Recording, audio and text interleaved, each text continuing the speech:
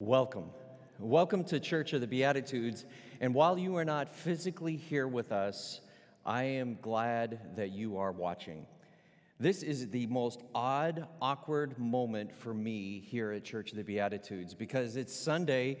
We're supposed to be doing this together, and I'm pretty much alone other than 5 or 6 other people. So you are missed. I miss you. And I look forward to the opportunity for all of us to be able to share this space together again. And that will happen. I promise you, that will happen. But for the time being, this is our opportunity to at least stay connected to one another. One of the factors that came into my decision-making process as far as not continuing to worship in person for the next 3 weeks is that these people are too friendly. I mean, our church members, we're supposed to be practicing social distancing, and I can imagine you guys getting together, and all of a sudden it's like, whoop, and because you like each other, you care about each other. And Janelle and Jim and I are trying to practice that, and so 3 feet away from each other, that's probably even too close. But the reason why Jim is here with us is because today we were going to introduce to you the spiritual team. That can't take place because we're not worshiping in person. However, Jim is our lead person. Jim is a retired UCC minister and also a member here at Church of the Beatitudes. And Jim is going to tell us briefly what the spiritual team is about. The spiritual team is made up of, at this point, 7 people. 2 of us are retired clergy. The rest are lay people. And as a sort of a theme for our purpose is to recognize that every one of life's experiences has a spiritual dimension. And oftentimes we think of, right off the bat, we think of baptism and funerals and grieving, marriage, but there's so many other life experiences that have spiritual dimensions to them, and we all in our congregation and just being a human being, we go through many other experiences that have these spiritual dimensions to them, and we want to be sensitive to that. That's what the spiritual team's goal is to be sensitive and to be able to provide resources and support for our members and our friends when they are going through experiences where they need spiritual support. And we can do that through ourselves, through our resources here at the church, through the website, which is one place that we're beginning to develop, and we're hoping to have a web page for the spiritual team on the website, and I know Janelle's working on that, and so that's what we're about. We're about recognizing the needs of our congregation for spiritual support and doing whatever we can to provide support for those folks. Well, one of the things that has happened very quickly to the spiritual team is it's like you guys were on this diving board waiting to kind of launch off, and the COVID-19 literally has made you jump right into the deep end. So what are some things that the spiritual team can do during this time, especially since we're not going to be in person worshiping with each other? One of the things is, as I mentioned, the website is in a development stage, and we're going to be providing resources to those who are accessing our website. And it may be a spiritual practice to do during the week. It may be connections to other resources. It may be poems, it may be readings, it may be any number of things to help us deal with the stress and the anxiety and the fear that a lot of people are feeling right now. And that's what we're about. And you're right, it's ironic that all of this has happened at the same time. But I'm glad that we were at the stage that we are, so we can respond right away. Right. And that's what we're hoping to do. Another part of it is for us to know what the needs are, to know if we have members of our congregation, not just who may be infected by the coronavirus, but just who have those fears and anxieties, and who need spiritual support for that, as well as all of our ongoing issues, not just what's happening in our world today. Correct. So. And you're going to receive a letter from me this coming week, and I will spell a little bit more details out in that as far as how the spiritual team will be offering you opportunities to stay engaged, not only with us as staff and myself as a pastor and the spiritual team, but also with each other. Janelle, what's going on this week? It doesn't seem like there's going to be very much, is there? Not a lot of announcements this week, people. I wanted to say thank you for tuning in, and I want to encourage you to keep checking your email and going to the website, because that's going to be your first resource for everything going on here. First of all, I want to announce that the office is going to be closed this next week. So, like I said, please go to the website and watch your inbox for emails from me, and I'll keep you informed of everything. The things that have been canceled this week are Family Promise. We are no longer going to be hosting the 40 people or the 8 families. They have found another facility for that, but they are still in need of meals. So if you were signed up to provide meals, I encourage you to contact Chris Nyman. She has all the details on how to get those meals over to the families, because they still need them. So please get in contact with her. Also, I want you to save the date. We have not canceled the upcoming Women's Retreat. This is something that goes on every year, and this will be happening on Saturday, April the 18th, God willing. We are going to be going to the Franciscan Renewal Center. So please get in touch with Dosha Carlson if you're interested in registering for that as well. Other than that, please also know that the jazz concert, which was featuring Beth Liederman Quartet tonight at 6 o'clock, has been canceled. Other than that, just like I said, keep in touch with us through the webpage, and also watch for my emails. One of the practices that we can do during this period of time over the next few weeks is recentering ourselves, because we literally, our minds are going to pull us in so many different directions. But occasionally just to stop and to be recentered. And that's what Sunday morning, that's why it's so important for us to come together, because we recenter ourselves as a group into this very moment. I encourage you to take the moment right now and to understand that the most important place for you to be is where you are. And one of the ways that you can center yourself is through breath. Breathing is something that we do unintentionally. It's something that just happens automatically. But when we can focus on that breathing, it enables us to be present in the moment, in the now.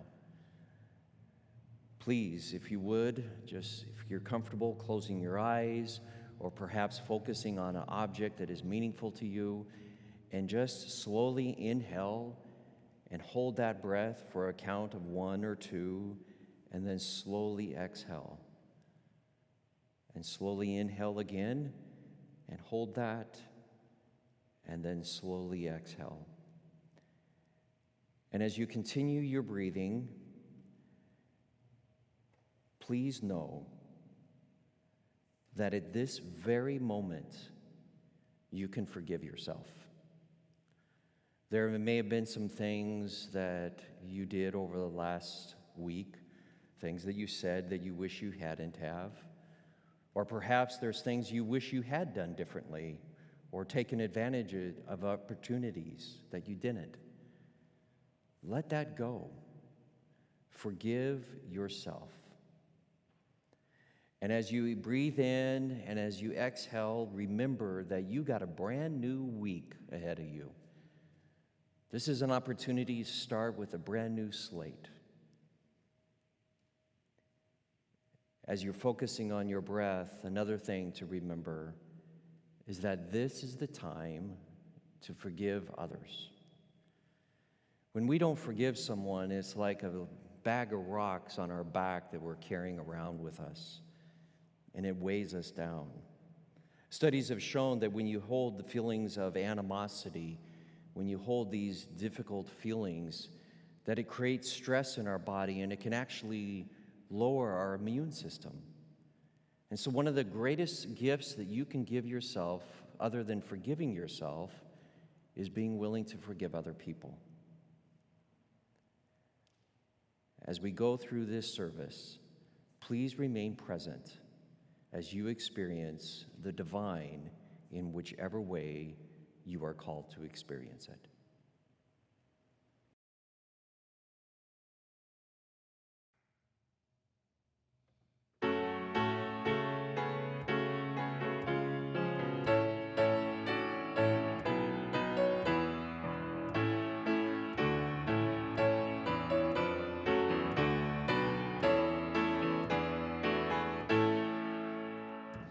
God, whose will is health and wholeness, hear your people as we pray.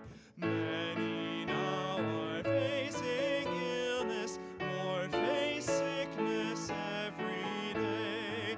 As we lift our song toward heaven, may we use the gifts you give, science, justice, and compassion, to help others safely live.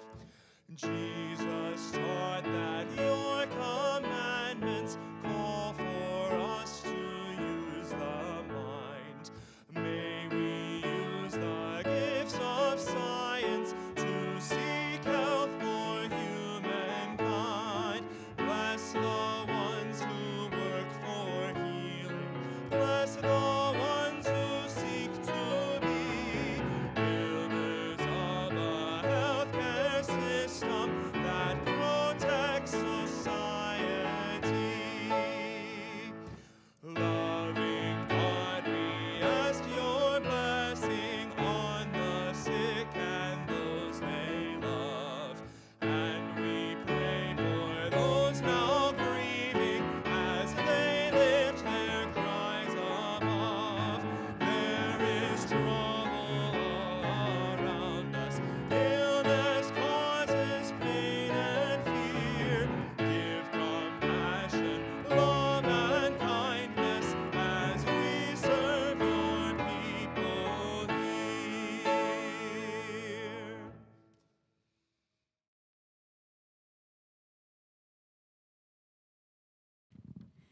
Good morning. Today's scripture reading is the Gospel of John, chapter 13, verse 35. By this everyone will know that you are my disciples, if you love one another.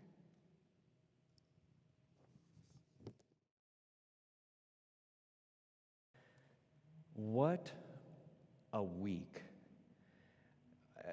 I can't keep up with everything that keeps closing. I mean, when they said that the NBA was no longer going to be playing games, that was okay. But when they said that the Huskers would not be having spring football, that was not okay, because I wanted to be able to go out to Nebraska and watch the spring football game. But all of these closures have made me realize that right now, our priorities are getting realigned.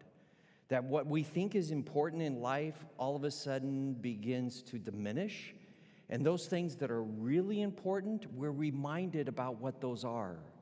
And so throughout this last week, as I watched these different closures and I saw the numbers continue to go up of people throughout the world that have contracted COVID-19, it made me stop and realize what it is that should be most important for me. And that's what I want to share with you today. And I would encourage you to rethink your priorities during this whole experience that we're going through. The first thing I realized that was important to me, that had to be an utmost priority, was I need to care for myself. Because by caring for myself, I set myself up where I can care for other people. And so the first thing I can do is care for myself physically. Now, we have been told that we can go out and continue as long as we're doing social distancing, that's okay. And there's other guidelines that we can follow, different things that we can do as far as washing our hands, not touching our face, which, by the way, I don't know about you, but when they tell me I can't touch my face, all of a sudden, as soon as I hear that words, my face itches, and I want to itch my face, but I can't. And so that's one of the things that we know that we need to be doing. And those are important to do. But I want to offer you another one to think about, a way that physically you can care for yourself. And that is start a journal. And in your journal at the evening, reflect back upon your day and talk about the different things, write about the different things that you've done. But also in your journal, write the people that you've been in contact with. Because these are individuals that you can help remember as you stay connected to each other, but it's also, you never know when you might need that information of people that you just ran into and you contacted and you came in close proximity with. And so those are some of the things that we can do for our physical well-being. What about our emotional well-being? The first thing I would ask you to do is limit the amount of news cycle that you're exposing yourself to. News does a great job for us, but it also loves to keep our attention. It does that by heightening the different emotions that we have within ourselves. And so I would encourage you to limit how much exposure you're getting to that, and also to stop and really evaluate the sources in which you get your news. That can be really important because that of itself can make a difference in how you see life during the next few weeks. Another thing that we can do emotionally is to slow down and be aware of what we're feeling. One of the things that I continue to hear right now is that we need to stop panicking. Well, when we feel panic, that's an emotion. It's an emotion that arises from fear, it arises from anxiety. And if someone says, well, don't panic, it's almost as if they're telling us, take this emotion and suppress it. Push it down so you don't feel it. But we know what happens when we do that with our emotions. Our emotions are part of who we are. And one of the ways that we can healthfully deal with our emotions is to acknowledge them. And that means slowing down and actually stopping and thinking, what am I feeling right now? This last week, I was talking with a person. They said to me, I just don't want to talk about COVID-19 anymore. I respect that. But it did make me wonder, was that a way of denying and suppressing something that they were feeling inside? Because right now, we are all feeling a wide variety of emotions. But if we are aware of those, that's a perfect way to deal with them in a healthy and vital way that can enhance our life. And one of the other things is when you're journaling and you wrote about all the things that you did throughout the day, journaling is a great opportunity to express your emotions, to acknowledge them. And instead of keeping them all inside, to actually take something either on a keypad or a pencil or a pen and writing it on paper, it's a great way to release those emotions. So we've talked about the physical, we've talked about the emotional, but the one that is really important to me, and that is the spiritual well-being.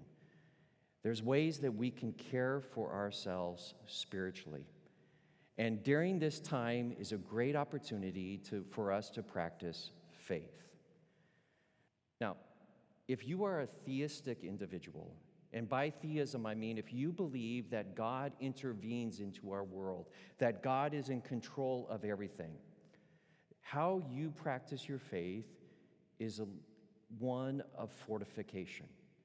It's a means of saying, look, I'm going to trust that God is in control. It means that I am going to be able to find a sense of peace, of believing that somehow everything has a purpose and will work out in the best way according to God's will.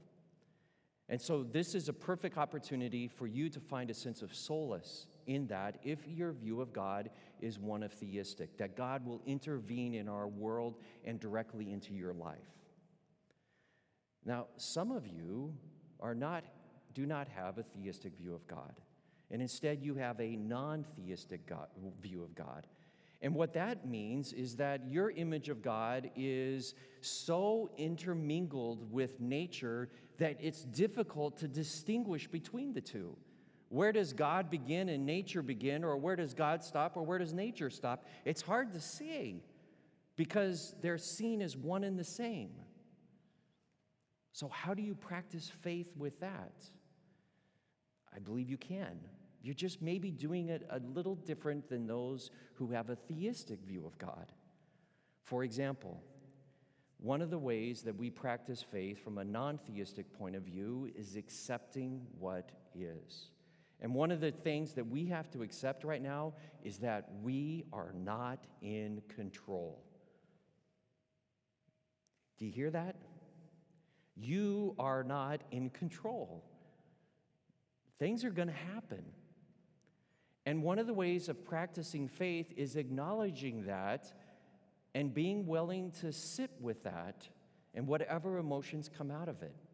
One author said the following that I found very interesting when he said to me, Christianity leaves ambiguity in place, and that isn't by accident.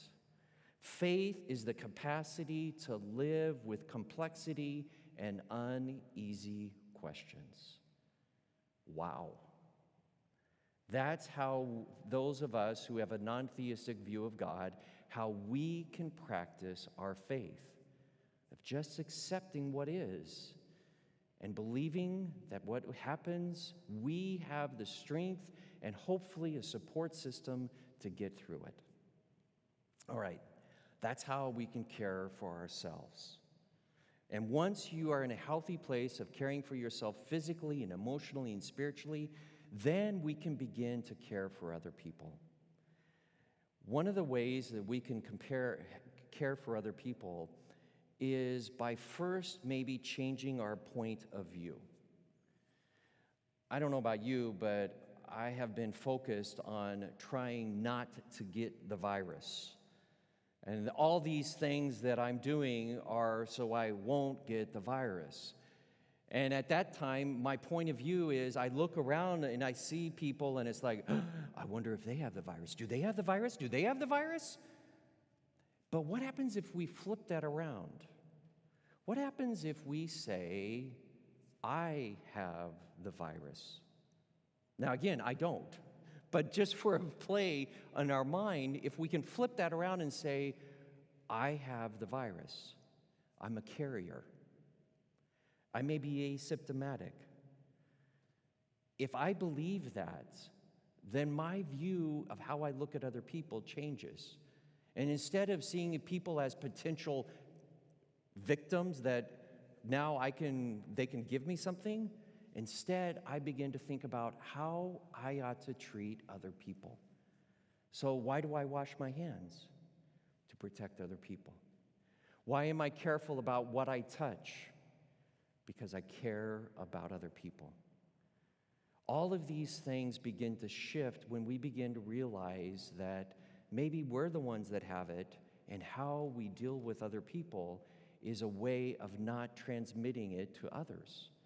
And again, it's just a mind game that we can do, but it shifts the focus from us onto others and caring for others. Because right now, our temptation is to walk around with these blinders. It's about me and those closest to me. I want to protect myself and I want to protect those around me. But to care for other people, we have to become more enlightened. We have to, if you would, not be as myopic and muddied in just this, and instead think about all of this.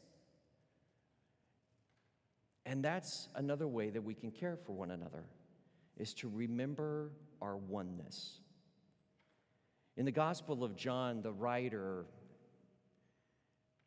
I think he learned about Jesus, and one of the things that resonated with him was this idea that Jesus desired for all of humanity to be one. And so when he was penning his gospel, he has Jesus praying for oneness. He has Jesus talking about his desire that we would all be one with one another and with God. The writer even tells a story of Jesus where he says, and perhaps it literally happened. Personally, I don't think it did, but it's a great story that teaches our oneness. And that's a story about a woman at the well. The story has it there's this Samaritan woman, and Jesus, as a Jew, they meet at this well. And when they come in contact with each other, Jesus says to her, hey, can you draw some water? As you're drawing water up, can you bring some up and share with me? Because I don't have anything to get water. And the woman says, no. And Jesus looks at her kind of with a puzzled look in his face, and she says to him, you're a Jew. I'm a Samaritan. And on top of that, I'm a woman. You should not be asking me. That isn't etiquette. That isn't the right thing to do for societal norms. And Jesus reminds her of something we need to be reminded of today. We are all one. Really let that sit in right now with you. Right at this very moment, there might be a young girl in Spain who's scared. She's watching her parents, watching her friends. She can't go to school anymore, and she's very anxious. Those feelings that you have, she has. Perhaps there's a mother in Iran whose child has COVID-19. They're asymptomatic, but they were exposed, and more than likely they have it. How does she feel? Does she expose herself to her child? Most definitely. She take a risk of getting the disease to continue to offer solace and care for her child? Most definitely. That's love. That's compassion. And when you feel that, know that there's people throughout the world who are feeling the exact same thing.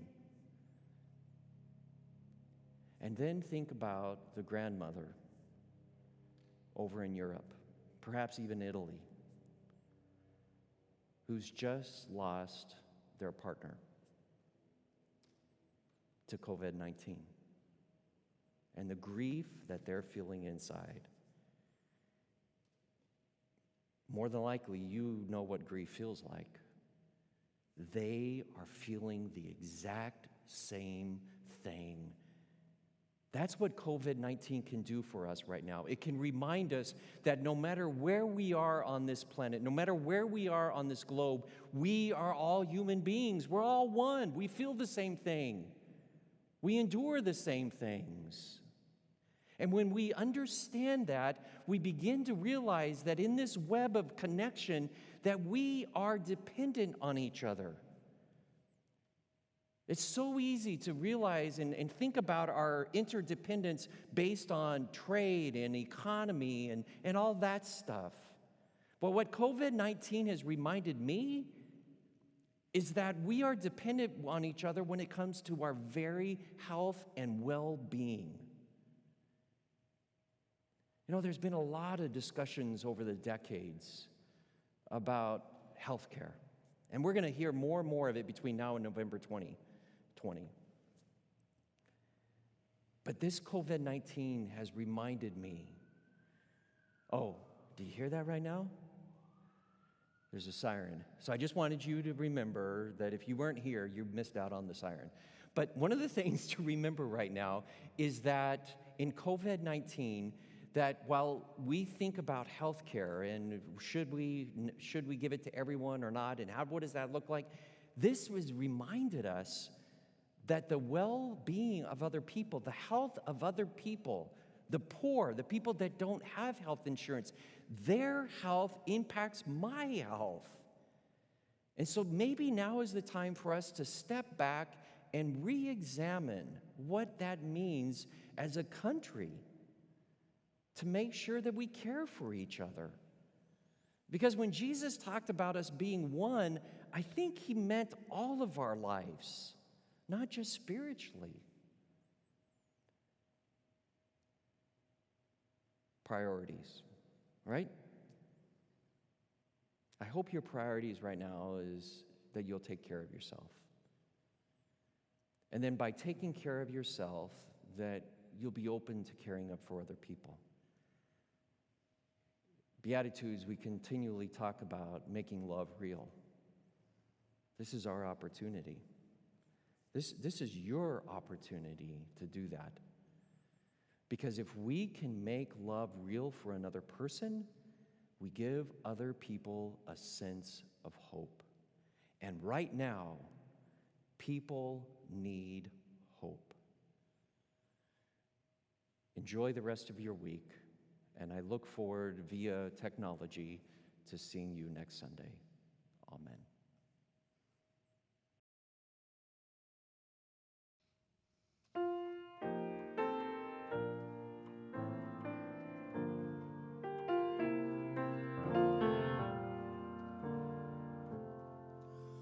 We can be hope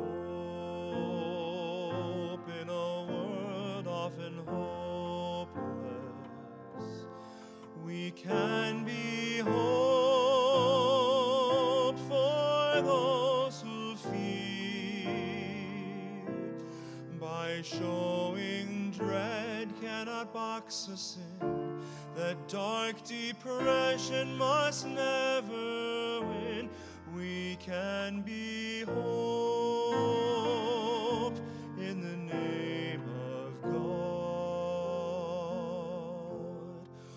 We can be joy in a world often joyless. We can be joy for those who mourn, embracing life with a healthy zest, remaining faithful through every test. We can be joy in the name of God.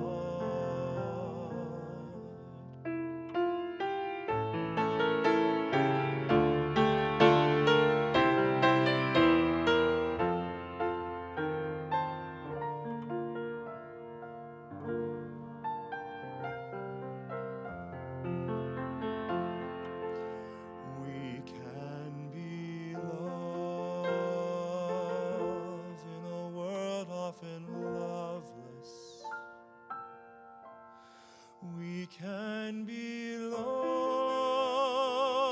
for those who hate,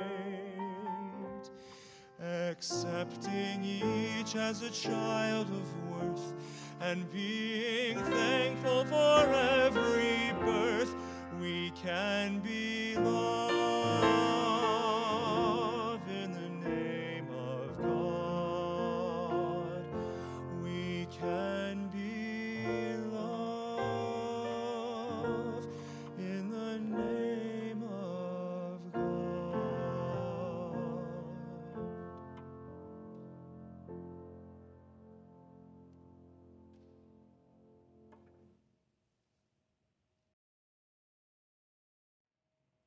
Let us pray.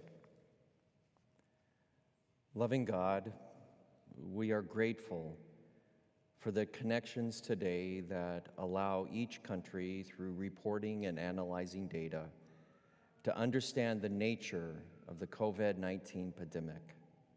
It's on our minds night and day. We are grateful for the common sense public health measures and call to action of simply hand washing and not hand wringing. We pause in our hearts because we grieve for the families whose elders have been swept away by this virus. Replace fear during increasing lockdowns with focus and quiet action. Help us in unforeseen ways to grow in our understanding of our connectedness. Safeguard the emergency and healthcare teams and families exposed across the continents.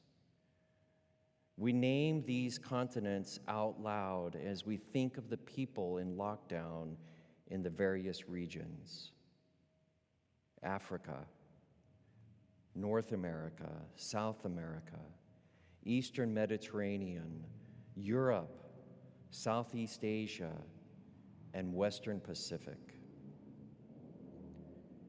We end this week's prayers for the hungry, the over 820 million people who have suffered from hunger in 2018. That's the greatest number since 2010, as reported by the World Meteorological Organization, and that was released just this past Wednesday. Increase our compassion during these times and sustain us in doing good and making love real.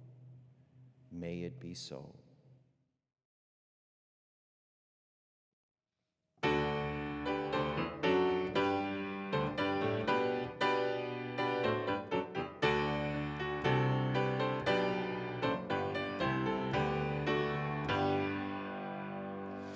God of grace and God of glory, on your people pour your power. Crown your ancient church's story, bring its bud to glorious flower. Grant us wisdom, grant us courage for the facing of this hour, for the facing of this hour.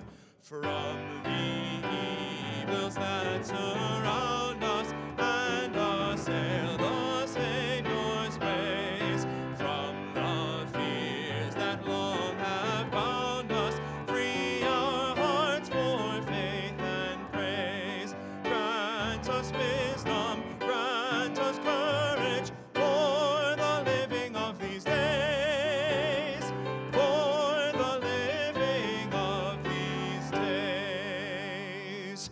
Save us from weak resignation to the evils we deplore. Let the search for your salvation be our glory evermore. Grant us wisdom, grant us courage, serving you whom we adore, serving you whom we adore.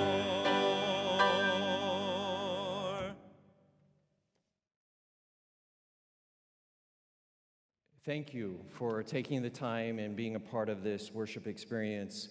And again, please know that you were truly missed, and I look forward to the time when all of us will be back together in this space. But as you go ahead into this week, I want to leave you with this blessing. May you be blessed with a sense of serenity to accept what is right now in our world. And may you also be blessed with courage. Courage to care for yourself and to care for other people. And then may you be blessed with a spirit of love that will begin within you and will begin to germinate and go forth through you this week to make love real for someone else. Make God's love real, make God's love real, today, tomorrow, and every day. Make God's love real.